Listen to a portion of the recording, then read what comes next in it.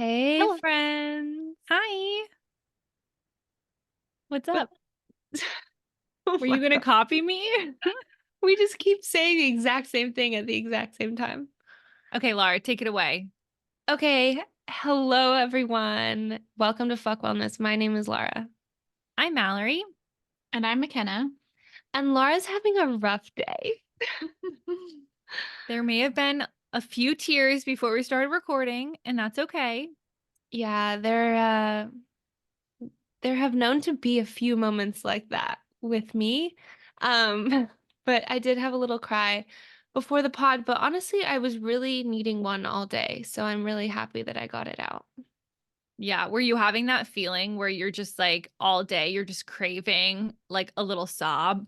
Yes. And it's Yeah. so hard to be at work where you're like, it's right at the surface. Like, give Yeah. me a little teeny bit of a push and it's gonna be right there. That final trigger and I'm over the edge. Exactly. Yeah. Um, and we're gonna talk a lot about a lot of fun things on today's pod, but Mal did a really fabulous newsletter a few weeks ago, right? Or was it last week? I think it was last week. About something called trigger stacking. And the example in the newsletter was of Mr. Fitzroy, the dog, but turns out it's actually very applicable to Lara, the human's life. I also just think it's applicable to human behavior in general. Like, I think they use it a lot for dog behavior, but I think it makes sense for humans. Yeah, completely. Mal, do you want to give like a brief explanation? Yeah. So, trigger stacking is essentially when it's sort of self-explanatory actually now that I'm saying it, but like when a bunch of triggers stack on top of each other. For example, like my example with Fitz was, you know, trigger one, he's in a new environment. So he's already a little bit, his emotions are heightened. Trigger two, there's a knock at the door. That really triggers him. Trigger three, he's under the table. There's a lot of feet. People are getting up and down. And those all add up to him reacting maybe in a way he wouldn't usually react because he's so overstimulated. And I think that's, people can all probably think of an example where they had a bunch of little triggers that added up. And if any of those triggers would have been in isolation, you wouldn't have responded the same way. But because they all happened so close together, that you reacted in a way that maybe isn't your natural reaction to a situation. Exactly. Precisely how my Yes. day went. Okay, tell us about it. Precisely. Okay, so I guess we'll start. And in my mind, I don't know why, I'm like, people are, it's hard for me to talk about these issues because I'm like, people are already tired of hearing about them. But it's like, no, you haven't. Let me, That has not even crossed my right. mind. No, I know. It's just like this weird thing in my brain. But basically, I, I love working at Trader Joe's. Like, love it. I love the people. I think the work is really fun mostly. And um I just like I'm having a really good time. I'm excited. I'm like pretty excited to go to work even though it's super early. Like it's not something I'm dreading, which is something I have experienced in other jobs. But it's a lot of physical activity and like I feel like this is a big throwback, but many years ago I would talk about my back problems when I was on the rowing team and what a daily struggle that was. But I feel like I'm very much back in that of like my body just hurts every day. My back is so tight. It's just in so much pain. And it's funny because it's like I consider myself to be a strong human, but there's just something my back just loves to like take the brunt of and any weight. So I that mean, I is just want to say it's not random, but no, okay, it's not random or unique to me, but it can feel no, that way. no, no. I just mean that like back pain doesn't come out of nowhere. There's stress can influence it. You can Mm, put, anyway.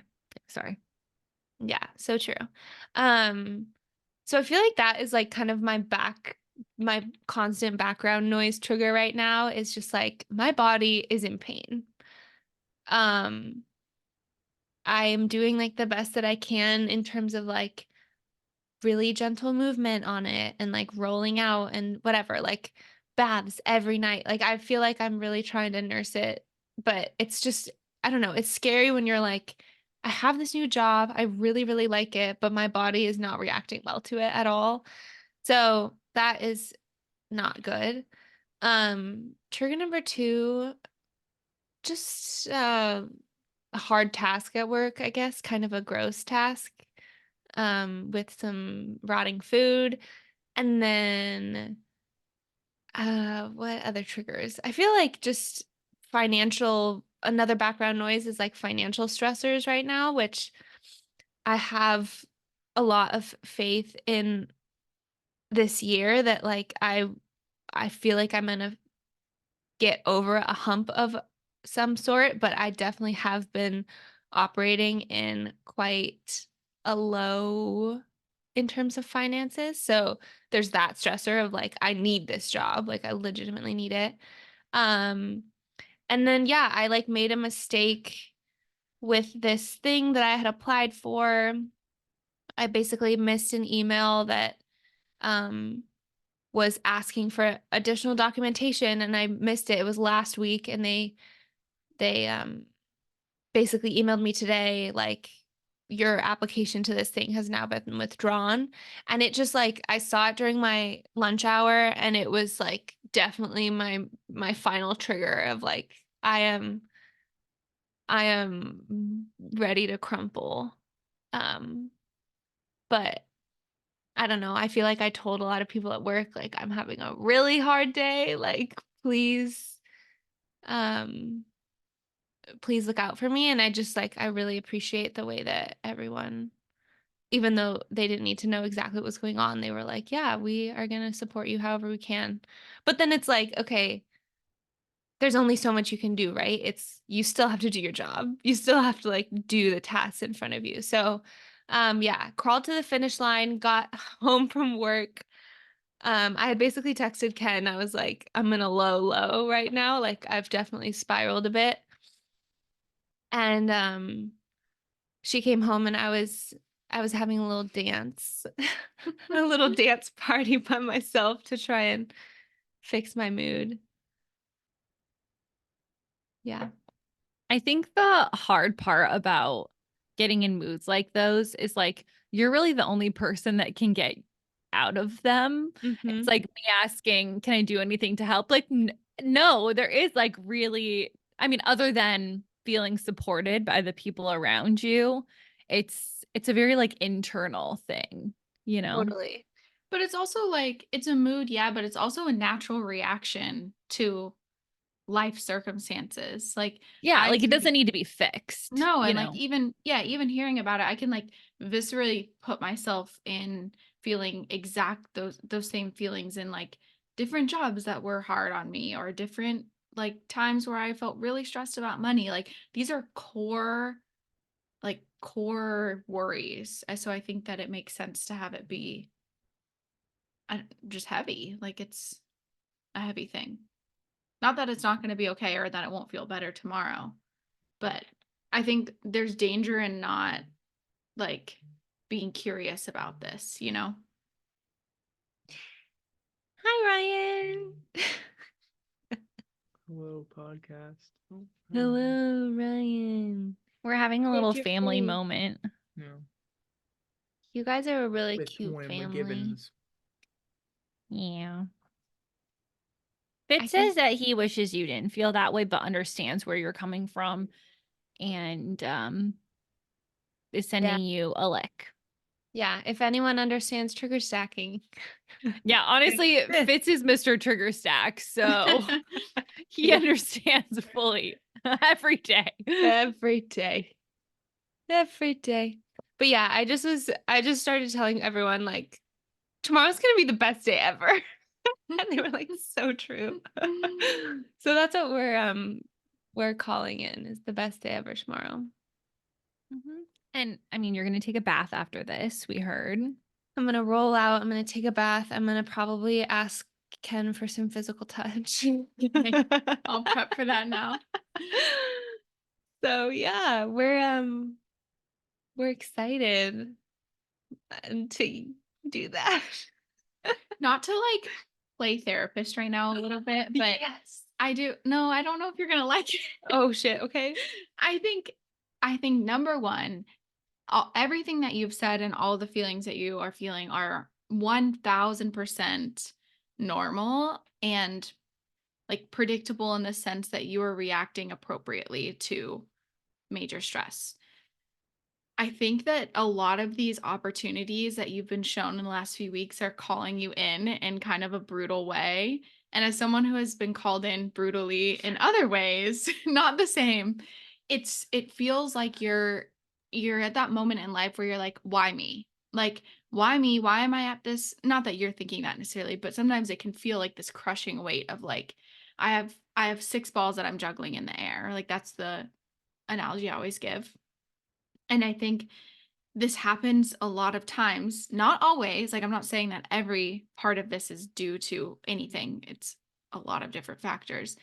But I think that you're being called in to be like a firm no of this is what I want and this is what I don't want. Like, you are like, Mhm. there's been life circumstances where you're like throwing your hat in rings that you don't even want to be in. Mm-hmm. And although they might be better on your physical body, they might be so much worse on your mental health, right? Like Totally. there are all these things where and I can so deeply, I don't want it to be like, have you thought about this? Like No, yeah. that's not my perspective at all, because as someone who's been in similar situations, it literally feels like you're stuck, like this energy of stuckness. Mm-hmm. And then when things come through where you're like, well, that was another no, you're like, well, now it's a no and I'm just stuck in this. Yeah. Mhm. And it's sad and scary, and we can still be disappointed about the no's.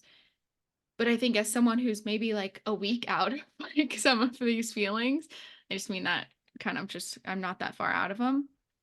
It's just like, I don't know, looking back, I'm like, duh, of course I got that no, or duh, of course this didn't work this way. Mm-hmm. And so it's really, really scary, but I'm proud of you for like confronting it. And I think that courage is only rewarded. Yeah. I hope so. I really hope so. I mean, I think it's like, I agree. Like, I feel like, I don't know, the parts of my life where I have ease are like tattooing is like so, like I gave Mal a tattoo um a few days ago, and it was like there were parts of that tattoo with like pulling really straight lines and like really making sure that parts looked like all the same all around the like gave her like a stamp tattoo.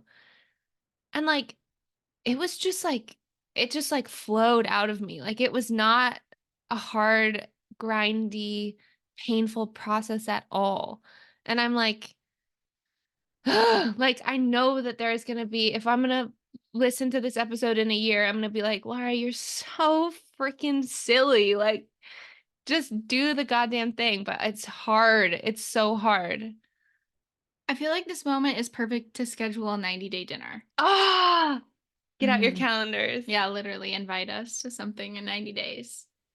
Because it's huge. April 23rd, we'll say. That feels like a lifetime from Yeah. now. Yeah. I know. Yeah, send a Cal invite. Okay. Putting it in. That is actually wild. But that's yeah, that's my trigger stacking day. Yeah, Laura, I do feel like when you are in tattoo mode, you're the most you of all the yous. Yeah. Like I do really feel like yeah, in that moment there's ease to it. Mm-hmm. And I felt that as a person getting tattooed, even though it really hurt. Yeah. Yeah. I still was like, I literally, there was not a moment when I was like, does Laura know what she's doing? Or like, does Laura feel confident in her abilities? Like the whole time I was like, this is just right. This just Yeah. feels good. I know. And I think the challenge sometimes can be like, this has ease right now. do I also have to pair this with my 5-year life plan? Right? Like, do I have to be like, I want to pursue tattooing, but then I have to like do that for the rest of my life, right? Like, I think our minds, especially right now, or at least for me, I'm trying to be like, okay, well, I like my job. I'm pretty good at it. I'm getting better at it, whatever, gaining more responsibility. And then every once in a while, I'll slip into this like scary mood where I'm like, oh, wait, am I going to have to do this for the next 10 years? Mhm. And then it gets so scary I because do this every day. yeah, Yeah. then it's like, well, then I'm not living my purpose. And then what's my actual purpose? And there's shame around that. And if I'm going to work a business job, then like, do I want to be making X amount of money? Like, it's so warped in your brain. Yeah. There's so many layers. And I think that, Laura, you have significant layers in terms of maybe like conditioning that you have to break down Yeah. that are hard. They're really tricky. Totally. Because I feel like after today, the spiral that I went into was like, and there's nothing wrong with working Trader Joe's for your entire life at all. I think if your body can withstand it, freaking do that. That sounds amazing. But I went into a spiral of like, oh, I'm going to do this for the rest of my life. I'm not going to be able to stand up when I'm 60. I'm, not going to I'm going to always be like putting my whole paycheck towards rent, and I'm never going to have any savings or buy a house or have kids or have any joys. Mm-hmm. And then, but da. And that I do that with tattooing too sometimes, where I'm like, this is only like like a thing a young person does. So like we have to like go to like get a graduate degree, and we have to do this and that. And it's just like, oh my God, we literally put so much on ourselves. But my initial reaction after that whole thing happened today at lunch was like, I need to go home and apply to 100 jobs. Which, like, no. Yeah. And I mean, I had a really shitty day at work too. And Ryan immediately was like, you need to start applying for other jobs. And I was like, I think I just need to take a moment. Yeah. So, because there are so many great parts of my job, and having one shitty day doesn't necessarily mean that it's all, it should be over in a second. But I think I do get caught up, especially when I have a string of shitty days. Mhm. Or I'm like, okay, what is my 5-year plan? Like, how am I getting out of here? And I think that it weighs you down pretty fast. Yeah, totally. Also, just like kind of pisses me off how we have to centralize work in everything that we do. Oh, It's just exhausting. it's horrible. Like, Yeah. no thanks. That's so tough. Yeah. Actually, my newsletter tomorrow, but for everyone last week, is about when I feel overwhelmed, how my ability to respond to text messages goes down to about 0. Like, I just feel like I shut down.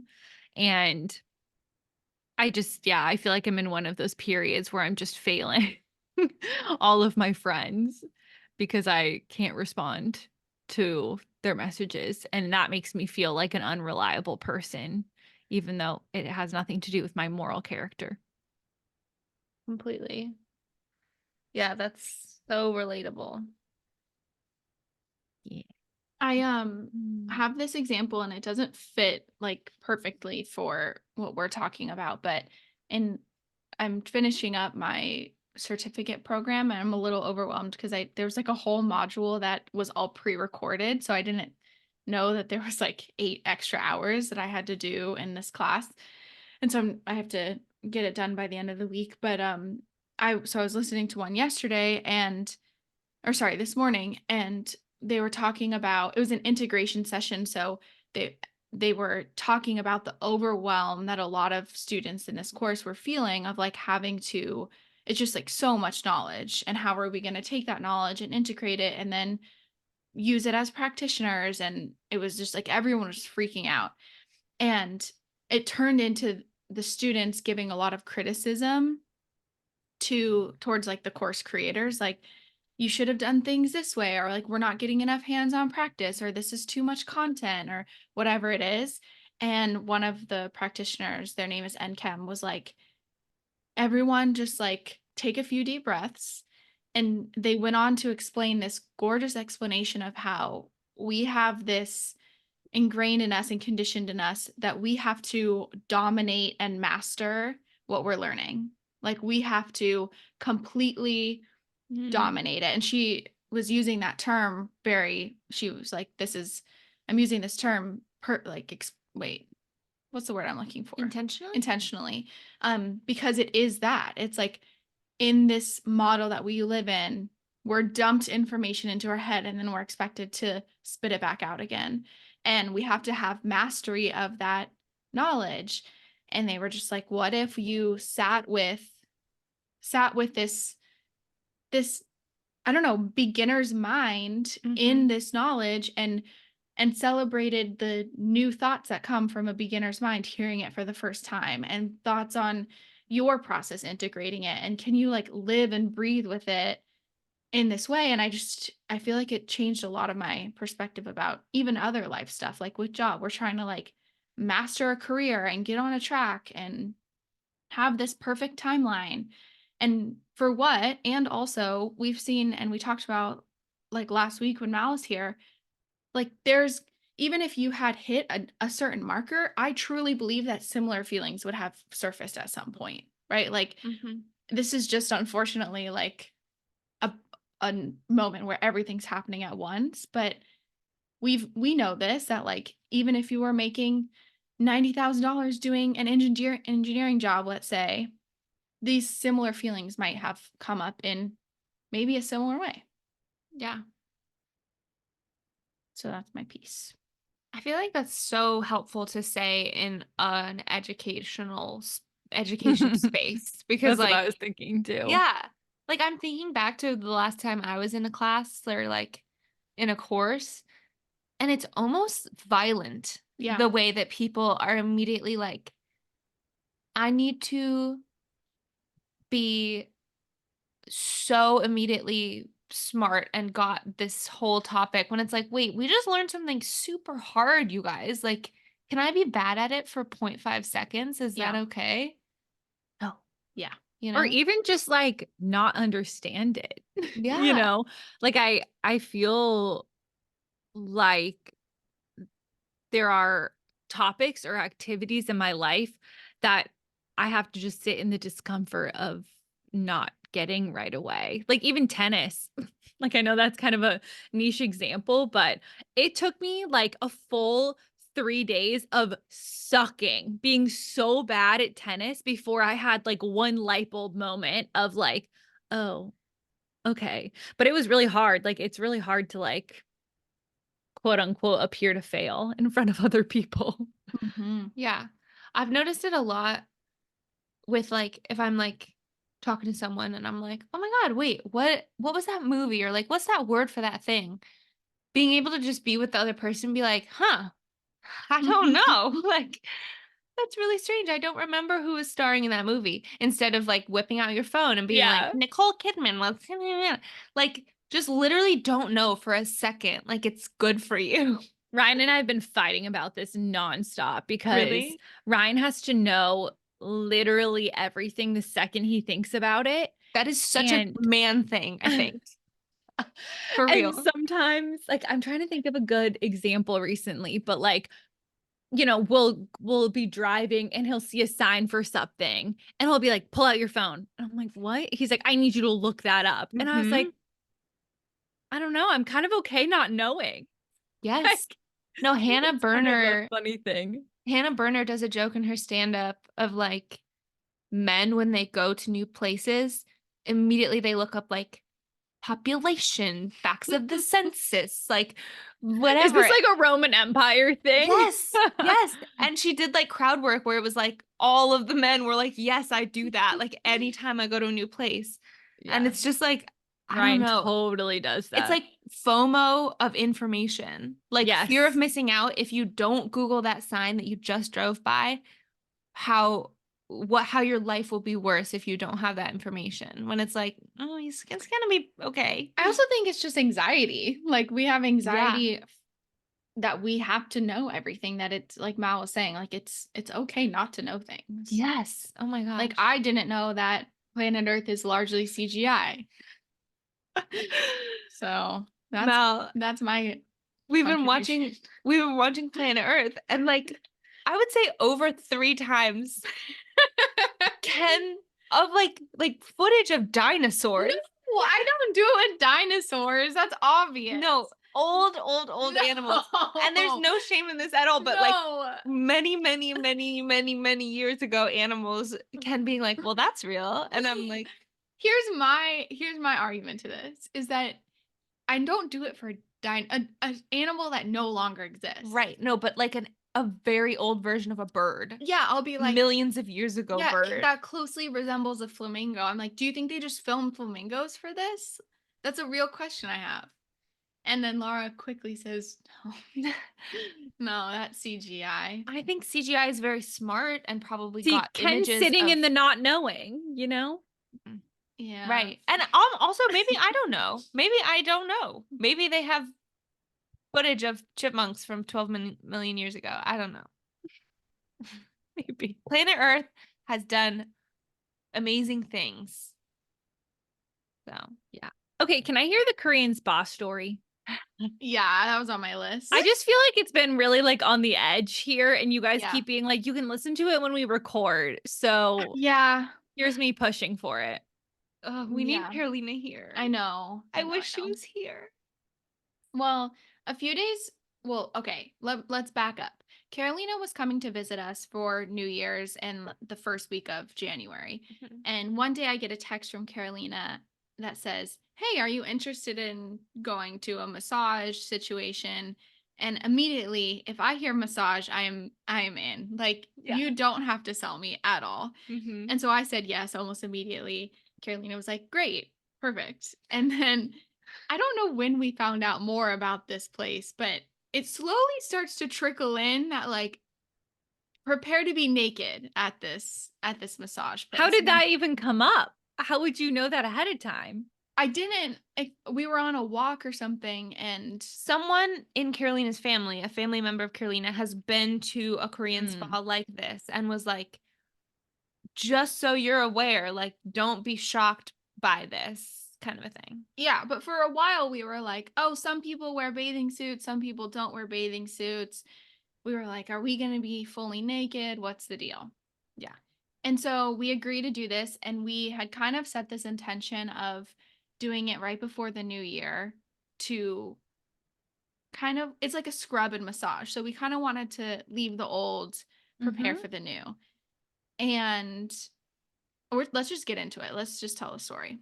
We arrived. So Laura was there too. Laura was there. It I was was me, there. Laura, Okay. and Carolina. Okay. And obviously, Laura and I have been naked around each other a lot just Mhm. because our household's kind of a naked household. Mm-hmm. Carolina and I have never seen each other naked. And so that's an element where I'm like, okay, I'm naked with new people. Yeah. And so we arrived to this spa, and basically I was informed that our massages started at like 3 or something, but we had up to 2 hours before to or after to soak in the hot tubs, I guess, Mm-hmm. is what I thought. And so when we arrived, we check in and we go back to the lockers. What was your first impression? Was it what you expected? Not, I mean, I wasn't like, I didn't have really an image of what I thought it was going to be like. I think that the hot tub situation was not at all what I was expecting. Me either.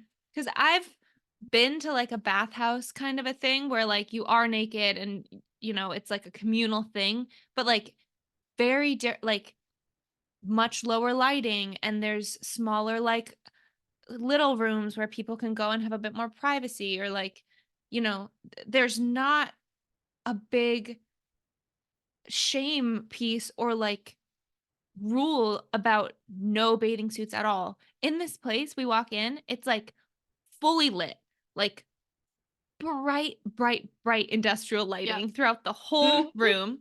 Everyone is naked. Plus, there are signs, like very, very clearly worded, intense signs being like, you will be fined if you have a bathing suit on. You will be asked to leave and you'll be fined if you are wearing clothes. Which, like, they do tell you ahead of time, which I guess, like, you know, when Carolina did our booking, it was like, you can't wear bathing suits. So people are paying the money knowing that that's an expectation, but like, it was a very strict expectation. Yeah. I was also alarmed with the lighting situation. It was as though we were in, once again, a rec center indoor pool. That is the level of lighting that we're dealing with. Like, appropriate for children to swim in, and you can make sure they're being safe. Like, we are illuminated. Illuminated. And Carolina, Laura, and I walk in kind of just like prepared for anything, but Did you bring a bathing suit? no. Okay. No. So you knew by then bathing suits were not allowed. Yeah. Yeah, we all got naked, and then we walk in, and it just feels like when you walk into a place like that, normally in locker rooms, like you've spent a lot of time in locker rooms, there's like etiquette, right? Like Mhm. it's normal to shower around like your teammates. It's just like etiquette, whatever. None of that was present in this You establishment. have to be more specific. Like, not okay, etiquette, like you're not gonna just like stare at someone's Body. body, like stare. stare at their, especially their like vulva and their Yeah. nipples. Wait, sorry. And Were there was it like sorry if you said this, changing room by like gender? sorry, it's a women's only. Oh, okay. The whole thing is. Well, there's a separate men's area, but it's an entirely women's only. Like, you go from locker room to the Okay. bath area. Mhm. Okay, Yeah. got it. And so in this place, it just you walked in, and it was just like eyes on you, like no shame about just fucking full out staring. Did you feel that way? Yeah, I feel like I was trying to be more oblivious of it, but once you brought it to my attention, it was very clear that, like, it was a lot of staring. It was a lot of staring. Yeah, so basically in this area, there's a couple hot tubs, there's a cold plunge, there's showers, there's a steam room, there's a dry sauna. That's it. There's only one hot tub Only one hot tub. Yeah, sorry. because that's important. Yeah, just tell that part. So basically, like, the three of us walk in nude. Yeah. And we were at that point in freeze state. We were in freeze Yeah. state, which is why we did what we did next. And the only logical thing when you walk into a place and you are just like flaps to the wind is to then go do something with your body. Like, either go into the sauna or go into the cold plunge. But the three of us, I think, wanted to stick together, and the saunas were very, very small rooms. So we were like, I didn't even know there were saunas when we first got naked. Like, my brain was like, yeah, you have one location, and that's the fucking hot tub. that's the Yeah. the big hot tub. And so we all just kind of like instinctively go together to the hot tub and walk into the hot tub. But like, we probably should not have done that because it was already pretty full at this point. Like, the hot tub was very full. It And was so embarrassing. so we all Like, walk how many people were already in it? 5, I think 4, maybe. yeah, 5 to 6. Wow. Like a pretty full hot tub, and I'm pretty sure it said capacity of 8 people on there. And we were us walking into the hot tub pushed it over capacity. Plus, there just wasn't room. Like, Yeah. when I got into the hot tub, the relief that I had of having my body a bit more covered was then like countered with the embarrassment of like, I have nowhere to put my body. I am now Yeah. next, like, so close to strangers' naked bodies. Yeah. Basically sitting on top of them is what Yeah. it felt like. Mm-hmm. So then people start leaving the hot tub Because we got in. because we To got be in. clear, like, we kicked people out. Because again, just like, we needed a place to put our bodies. Yeah. And so And of course, like, we're looking at each other trying not to like get into a giggle. no, I Yeah. like couldn't look at Carolina because Carolina started giggling. And McKenna and I feel like we're trying to look anywhere but at people's bodies or at each other. And so it's just like, I think I closed my eyes for quite a Yeah. good amount of time. Yeah. And then yeah, we just like proceeded to bop around the amenities for a bit. And also, I will say that the warning that we got from Carolina's family member was like, do not open your eyes when the massage is happening. like even if the towel comes off of your head, do not even look at your own body. Like you will be disturbed by what your own body is doing. What? Yeah. And then so to know that, but then to also hear some sounds when we were in like the hot tub where it would just kind of like sound like there was just a lot of sounds Because happening. upstairs is where the massages are happening. Yeah, and it's like open air. Like it's like an Mhm, open mhm. air area. So you can hear what's happening. You can't see it, but like I don't know. I think that I was just like trying to maintain like blissful unawareness of what was happening the whole time. Your coping mechanism? Yes. Yeah. Yeah. And we all had numbered wristbands. So Mhm. we were just kind of bopping around, chatting, relaxing. It felt good. Like the saunas felt good, the cold plunge, all the things. Mhm. And finally, a woman comes down and tells you it's your time to go. Mhm. And so we all get pulled up pretty close to each other. I, for some reason, was taken into like a private room, which I was kind of like, kind of concerned about. And also, like, some stuff had recently happened that we previously talked about in the podcast being traumatic. So I wasn't like super keen on people like rubbing all over my body. Like it felt my boundary. I was very tender still. And so I had a little bit of a moment of panic that I was going into essentially a private room. Caroline and Laura were in the other room. There was one bed in the room with me. And the only thing I could think of was that one of them was going to walk in and see the way that my body was being prepared, essentially. And I was terrified. That was almost worse than being in a private room by myself. Yeah. Yeah. And Just so the basically, anticipation. yeah. And basically what this process is they put you on this table and it's a massage table, but it's covered in like plastic, but the hard plastic. So I don't know what would be what's like something that has that cover. It's just like a thick layer of like like very thick plastic. It's Yeah. extremely slippery. It's Very meant to slippery. make it like sterile between trips because again, you are so naked. Yep. Yep. And so this plastic's never taken off. It's not like a thin Yeah. sheet. It's like bolted into the massage bed. Mm-hmm. And so basically you just lay down and these women who are literally the Lord's gift to earth for what they do. What they see. For what they see is they scrub you down. So they wash. Wait, are they naked too? No. No. Okay. Good question though. Good question. That is is a a good question. confirm. Yeah, they Yeah. all have the same. They're all just wearing like black shorts and like a black top because I think they get wet too. Yeah, they get very wet. They're yeah. wearing like swimwear. Yeah. And so they scrub you down and it's a pretty firm scrub. If you had sensitive skin, It's a you need firm- to be it's a firm It's a scrub. firm hand. It's and they scrub everywhere. They scrub everywhere. Everywhere. And I mean they Like don't we're talking like go in. vagina? no, but like pretty close to it. Close to it, Like and groin area. I was also warned or, comforted that the fact that they don't scrub like your boobs, but my boobs were scrubbed. My Mhm. boobs got scrubbed. Mhm. Not like the nipple, but like everywhere else. Yeah. I will say they were so professional about my God, so yeah. I don't want to ever make it seem like they're not. No. I felt fully 100% safe the whole time. I felt 1,000% safe. I would trust these people to birth a baby and give me a tattoo. Yep. Like I Yeah. mean, with my life, I would trust these people. Yeah. And so they have you scrub and they literally you're like on your back and then they make you flip to a side. You flip to both sides and then on I just forgot on your stomach. That just brought back such a memory. What is it? Of like, okay, so you're like you're flipping between your sides, whatever.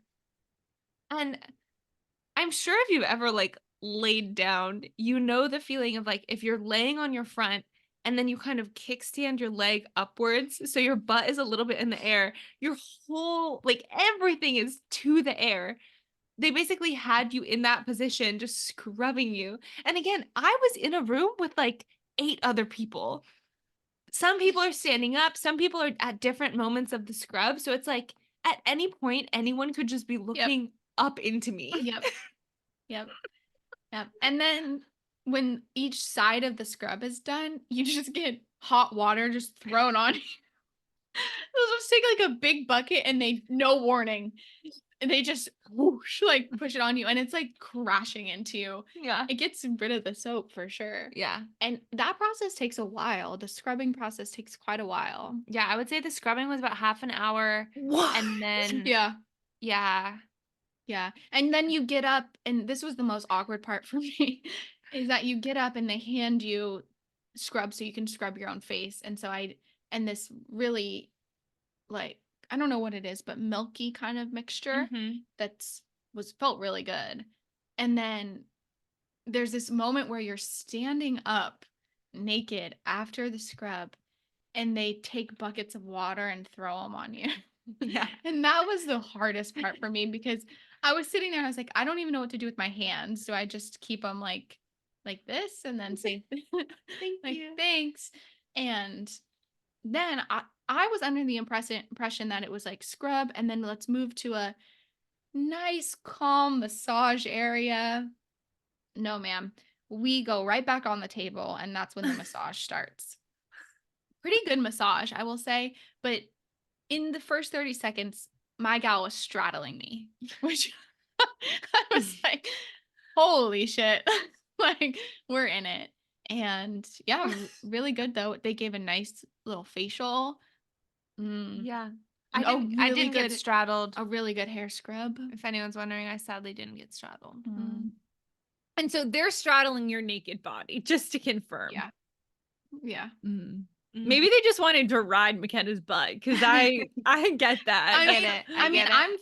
My tummy is down, so it's not like I'm facing up. Like Yeah, no, yeah, I they never I know. did that. Yeah. But yeah, I mean, it was a great experience, I think, overall. Overall, it was great. It's gonna become our New Year's tradition. So Yeah. Mal, you're I super will be there welcome. next year. Yeah. Yeah. So once a wait, year and is there's never perfect. a sheet. Like you're just naked the whole time. Yeah. Yeah. Never a sheet.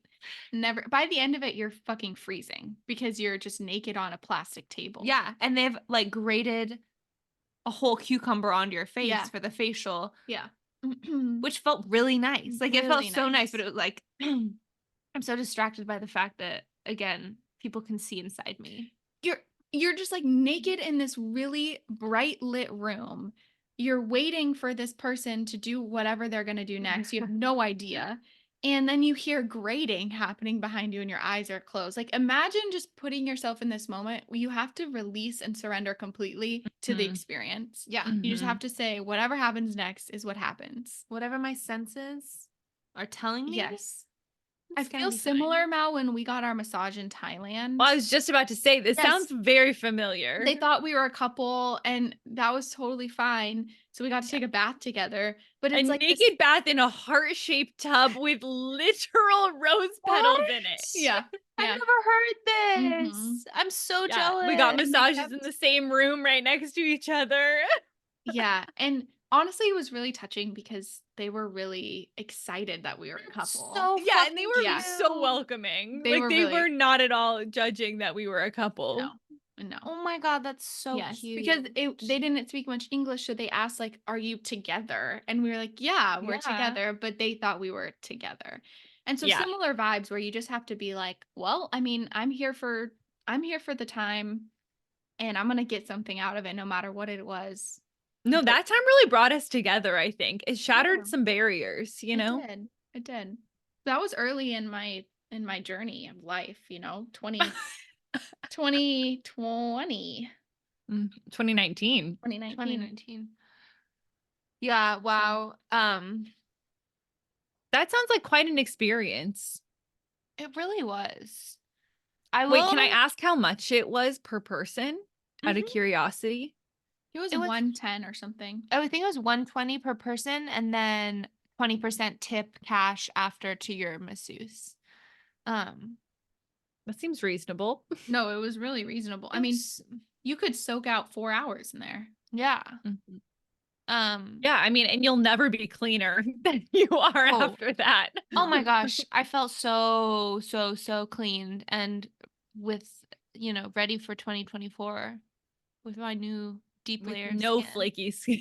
I no was thinking, flaky though, skin. should not go with a fresh tattoo. Yeah. Because I think even if you were like, please don't rub that area, they would have Yeah. done it. Yeah. Done it up. Yeah. But yeah, no, it was cool. And like, I don't know. I think any time that I'm around other naked bodies, I'm like, bodies are so cool. So cool. Like my friends' naked bodies, so cool. Other people's naked bodies being different than mine, that's so cool. Like, again, not that I was trying to look at anyone, but it's very hard when there's naked people everywhere. No, I love Um, looking at your naked bodies. Oh, you mean that? Yeah, I feel like I love it. It's so fascinating and fun to look at. I know, it's really fascinating. I also think in this era of life where we've just feel like we've gone away from that natural expression of self, kind of. Mhm. Like you grew up with a naked mom, Laura. I didn't, Yeah. but I grew up with a naked mom. but just like makes things so much less weird. You're never wondering, about other people. Or when we started going to our gym in Boulder, that was one of the first times besides sports that I was around like older women and Mhm. younger women and everyone just body shapes of all sizes. Yeah. And it just makes things not weird at all. Like Yeah. you just are like, oh, these are all our blush vehicles. Like, No, Mhm. literally. My flesh temple. Or Yeah. skin suits. it's kind of Mhm. nice actually. I think it's really cool. Yeah. And I think there are these places everywhere. Like I'm sure we could find one in DC if we wanted to go, but I kind of like the idea of keeping it a once a once a year tradition. No, Yeah, I I don't think think that sounds good to me. Yeah. I'll be Mal, there. do you have any updates? Just that I had a really great week with you guys. Oh, we had I've such been a good week. I've been talking a lot about how I feel like the timing worked really well, where I got to spend like Sunday, Monday, and Tuesday with you guys. And then I had my conference, but I still got to spend the evening. And I think I would have been so lonely if I would have just like stayed in that stupid hotel and not talked to anyone. No, it was Um, perfect. so I think it kind of all worked out. I have been thinking a lot about the conference and how it was maybe one of the few places in my life that I feel like I have been the least amount of perceived. Like I felt like the epitome of a fly on the wall where no one would notice if I left or came. It was like I was invisible, basically. And there are very few places in your life that I feel like you have total anonymity where like no one knows who you are. You don't really know who anyone else is. It was kind of a wild philosophical experience for me. Yeah. So I like I've been being in thinking about that. airports for that reason. Yeah. It feels so I'm just like a little dot. Yeah. So I've been thinking about that a lot, but yeah, I'm back in DC, still snow on the ground. Wow. A big week at GW in terms of like programming, but by the time this comes out, they will be over and I will hopefully be alive. Oh yeah. So yeah, Ryan's going skiing this weekend. So I'm on Fitz duty. Yeah, not too Nice. many. I don't think I have the emotional capacity to think any deeper than those updates at this current juncture. That's fair. That's totally fine. Yeah, Yeah, someone Ken, asked me about my life goals today and I said, I'm actually not in a life place to go that goals. deep. Who asks about that? I don't know. Just combo. You're like it was Ken. Yeah. That would send me into a spiral if someone asked me about my life goals. That's a big question. Like I'm living in the moment. Yeah, I said YOLO. Have you heard of it? YOLO County. That's different. Okay, well, I'm gonna go take my bath, y'all. I Wait, Ken, love did you have any updates? Oh yeah. Sorry, Ken. Yeah, Laura This is like fucked up. actually unfortunately playing right into one of the updates that I have to give. Oh God. But I want to say it's like not about you guys.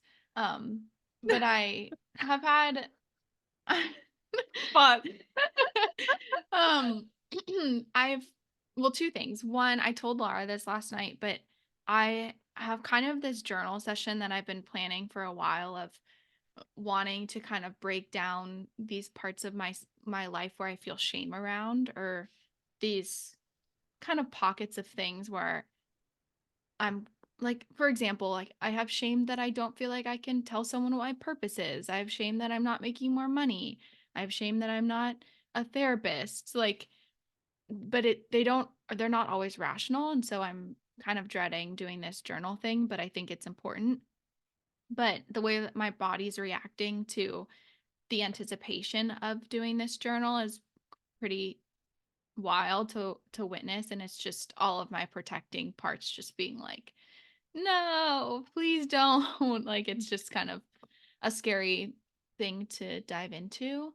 And so I'm working on that and hoping that I can do that maybe in the next 3, 4, 5, 6 days or so. So we'll see. It's a really quick way to explain a big process. But my mind has just been nonstop going for a few weeks now, and it's just really tiring and exhausting. So hoping to quiet that a little bit and work through some of that. But one of the like primary wounds that's coming up here, which is unfortunately why I have to say right now, is just this general like wound of feeling like I'm overlooked a lot. And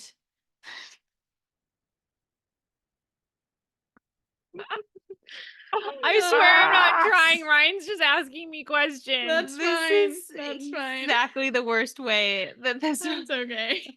combo. Yeah. Okay, anyways. continue. I'm sorry. No, it's okay. It's just this like thing that has a primary wound, of course, but that there's other parts of my life where I feel like small things are really digging deep in.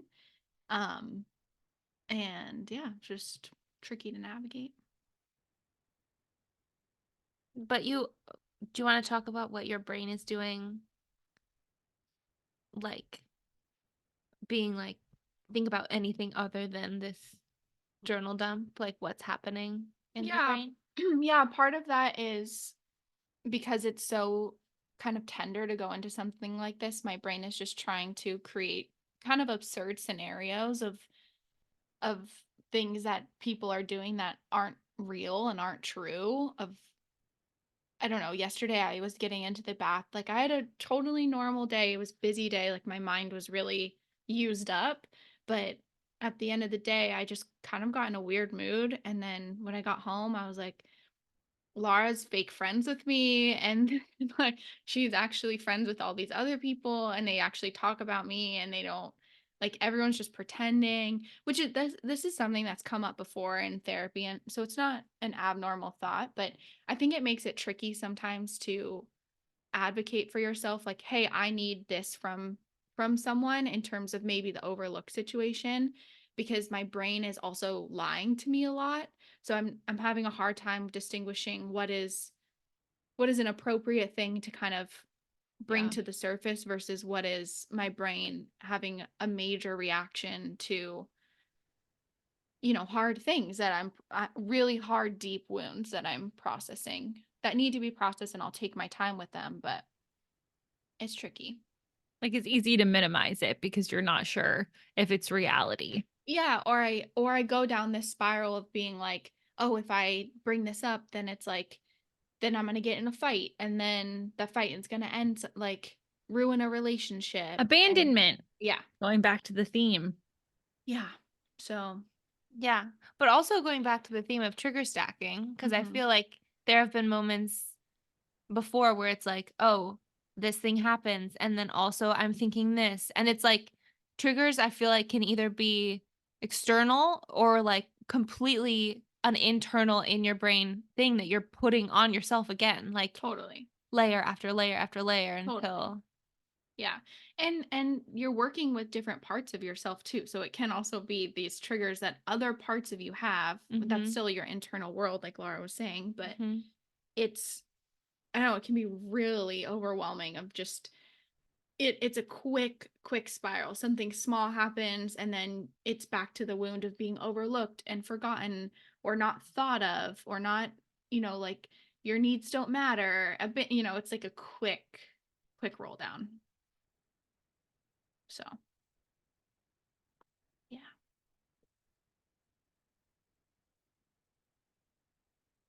Yeah. Well, I would rather you communicate than not communicate if you ever feel like I'm overlooking you. I'm going to work on that. Okay. That's very difficult for me, but I appreciate you saying that. I know. I'm just saying in general, if you're like weighing the pros and cons, you're like, okay, pro is Mallory would like to know. Okay. I'll make note of that. note. Yeah. in my Maybe notes. not today. I actually don't think I can handle it today, but I would say soon I can. Yeah. It's just so hard. I feel like even though whatever, like I would tell you guys my deepest, darkest secrets, there's still such a moment right before I share something like an internal battle I made up in my brain, or like you sharing last night that like this is a whole thing that I just I just deep dove into this like whole thought process right before you say it, of being like, oh my God, I could lose like my person by just Yeah. sharing this idea. When it's like, Yeah. you will never lose me or you or Mal or anyone. Like, Yeah. no idea, or even right, like think of the most absurd thing you could ever say to me that still won't lose me, but in turn, when I'm about to say something scary, the thought is still there of like, Of course. Yeah. oh, this is it. It's like you're coming up to the edge of a cliff and you have to fully jump. Mhm. It's really, really, really, really scary for me. Yeah. Even when I tell my therapist and I fucking pay her. Yeah. Like Isn't I that pay her funny? to sit there and listen to me and help heal me. Yeah, but it's still like, wait, Yeah. what if she leaves me? No, literally. I literally think about this all the time. Yeah. I asked her last week. I said, "Are you going to graduate me as a patient, as a client?" She said, "I will never do that." So it's you guys are now telling me I'll never graduate you as a friend, and I needed that. Ever. Yeah. But Guys, Ryan's getting really mad at me why? Why? because he made dinner and it's sitting out there. So just flag in that I feel like I will have to go pretty soon because he keeps coming up and making faces at me. Okay, Okay. well, Well, I don't have much sympathy for that. I think he feels overlooked. okay. Okay. Well, we hear that. Mm-hmm. We hear that when we see that, Ryan. Yeah. Um, Okay. Well, on that note, let's wrap this up. let's make sure we give the man Validate his Yeah. emotion. validate his work. It's really good work. Yeah, he Um, texted me today and he was like, you know how Barbie was all about, changing the script on patriarchy? Isn't it ironic that Ryan Gosling is the only one who got nominated for an Oscar, like Greta Gerwig and Margot Robbie didn't? That's phenomenal news to hear today. Sorry. Trigger stacked. Trigger stacked. Trigger.